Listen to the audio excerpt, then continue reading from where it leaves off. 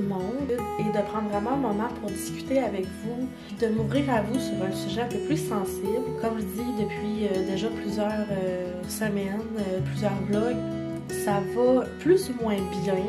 Je vous dis souvent que je suis fatiguée, que c'est difficile, que je suis anxieuse, mais que je suis pas capable de vous dire vraiment la raison. Et là, j'ai décidé de le faire parce que plus je fais le montage de mes derniers vlogs, plus je me rends compte que ça paraît dans mes vlogs que je vous cache quelque chose. Peut-être parce que je me connais quand même bien. Peut-être que vous vous en êtes même pas rendu compte. Mais j'avais envie aujourd'hui de prendre un moment et de vous parler des derniers mois, comment je me sens. J'ai toujours peur un peu de m'ouvrir parce que j'ai toujours peur en fait que ça se revire contre moi. Mais ça fait toujours un peu du bien en fait des fois de savoir qu'on n'est pas toute seule. Quand j'écoute des vidéos que le monde s'ouvre peu à peu et qui parle de sujets un peu plus personnels, j'aime quand même ça. Je vise beaucoup que mes vlogs soient positifs, soient agréables, mais des fois, tu sais, j'ai l'impression de vous cacher. Je suis quand même bonne là-dedans, de faire comme si tout allait bien. Donc aujourd'hui, j'ai décidé de prendre un café, de m'asseoir, puis de vous parler un peu des derniers temps.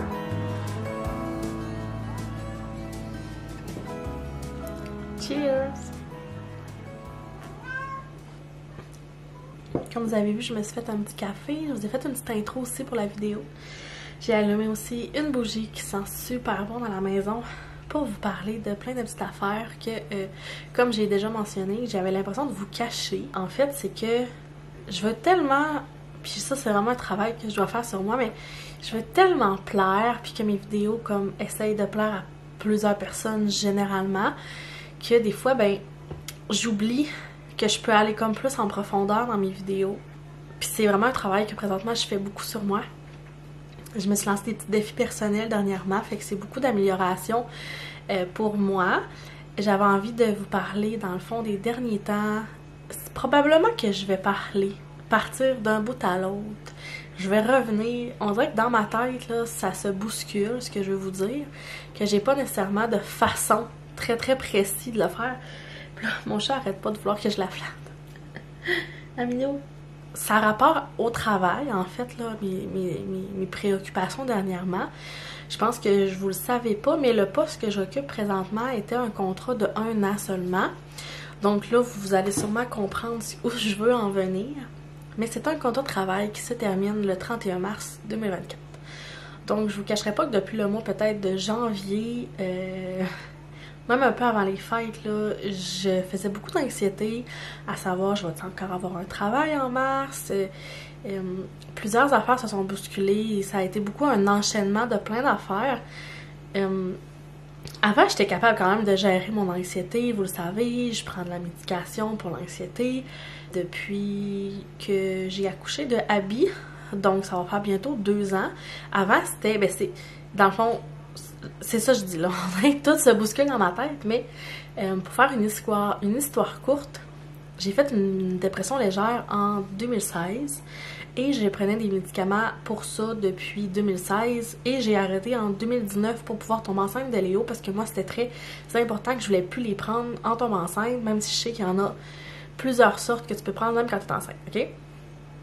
Mais je voulais vraiment arrêter, fait que je les avais diminués, je les avais arrêtés, je tombe enceinte de Léo, j'ai accouché. Puis là, on se rappelle que c'était la pandémie, fait qu'il y a eu beaucoup de stresseurs extérieurs qui m'ont vraiment stressée.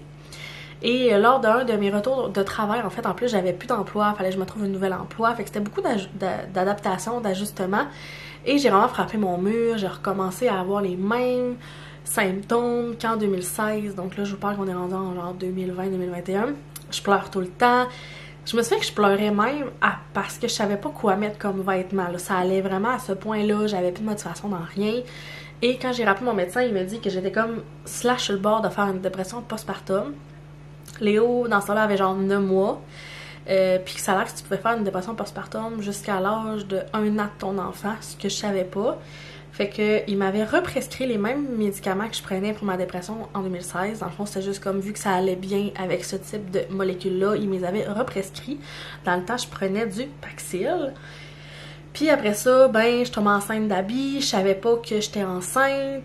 C'était comme prévu, mais pas, là, tu sais, je tombais enceinte de sa pilule. Fait que j'ai décidé moi-même d'arrêter mes médicaments. Puis tu sais, je dis pas que j'étais totalement en saine d'esprit. Parce que je voulais vraiment pas en prendre pendant que j'étais enceinte. C'était vraiment, j'ai une tête dure, je voulais pas. Fait que je les ai arrêtés. Comme j'ai déjà dit plusieurs fois, j'ai un peu regretté pendant ma grossesse parce que c'est ça, j'avais des up and down. Puis à Léo, j'ai tellement attendu longtemps avant de voir un médecin après que j'aille accoucher quand ça allait pas que je me suis promis que j'allais pas faire ça à Abby. Quand j'ai accouché d'Abby, ça allait pas trop bien. J'ai rappelé, en fait là j'avais perdu mon médecin de famille parce qu'il avait pris sa retraite pendant que j'étais en congé maternité. Fait que là il a fallu que je fasse une nouvelle demande de médecin de famille. Finalement c'est le médecin de famille à Francis qui m'a pris. Puis là avec elle on avait discuté puis elle me disait que dans le fond le Paxil était un qui était comme on va dire le pire pour la prise de poids. Puis moi c'était une des raisons aussi que j'étais pas bien dans ça, c'est que ces médicaments là m'avaient fait prendre quand même 30 livres. Puis j'avais pas tant changé de mode de vie, mais je bougeais pas plus, tu sais. Mais c'est ça. Fait que là, j'avais pris beaucoup de poids. La pilule contraceptive me faisait aussi prendre du poids. Fait que dans tout ça, je faisais que je me sentais pas bien. Puis tu sais, à la base, c'était vraiment un médicament qui m'a été prescrit pour une dépression et pas pour l'anxiété. Puis c'est vraiment pas la même façon d'augmenter ou de jouer avec la posologie des médicaments. Fait que avec elle, finalement, en discutant, elle m'a dit qu'elle allait m'en prescrire un autre qui était peut-être le moins pire parce que le Paxil était quand même un assez... elle m'a dit que c'était un des assez forts... non, je recommence. Je cherche mes mots. C'était un médicament qui faisait que la prise de poids était quand même assez impressionnante. Fait que là, dans le fond, ce qu'on en a convenu, c'est que j'allais en essayer un qui était un peu moins pire, qui allait peut-être être un peu dans le même style que ce que je prenais. Fait que là, elle m'a aussi parlé de comment est-ce qu'on ajustait une médication pour l'anxiété, / qui est très différent de la dépression. Fait que depuis que Abby a comme quelques mois de vie, je prends une autre médication qui m'aide à mon anxiété. Puis je suis genre à la dose quand même basse, là, j'étais à 20 mg, puis pour moi c'était vraiment parfait. Je voulais juste enlever en fait la petite voix gossante d'anxiété qui me faisait des scénarios de stress qui pouvaient peut-être se passer, mais peut-être pas, qui faisait que ça me bloquait énormément dans beaucoup de choses, ok? Puis jusqu'à ce que, mettons jusqu'en décembre dernier, ça allait bien. Mais là, avec tout ce qui se passait dernièrement, beaucoup de stresseurs que j'avais pas de contrôle, en fait, que ça allait vraiment pas bien. Puis là, finalement, on est aujourd'hui le 11 mars. Et, tu sais, on n'est toujours pas encore dans nos projets de vendre la maison. Tu sais, on est toujours un peu en attente. Je me suis beaucoup remis en question. C'est-tu correct? Je devrais-tu trouver d'autres choses qui est vraiment permanent, stable pour pouvoir déménager? Mais en même temps, le marché est tellement haut. Puis là, c'est toutes ces petites phrases-là de stress qui m'envahissaient. Puis quand que je faisais mes vidéos, je pouvais pas vraiment vous en parler parce que je savais pas si j'avais encore un travail après le 31 mars ou pas.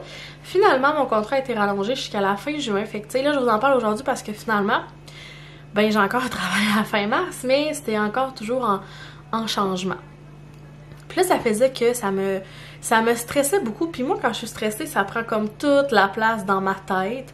Je trouve ça super difficile de faire comme si rien n'était. Puis moi, je suis quand même bonne pour camoufler quand ça va pas bien. Parce que quand que j'ai...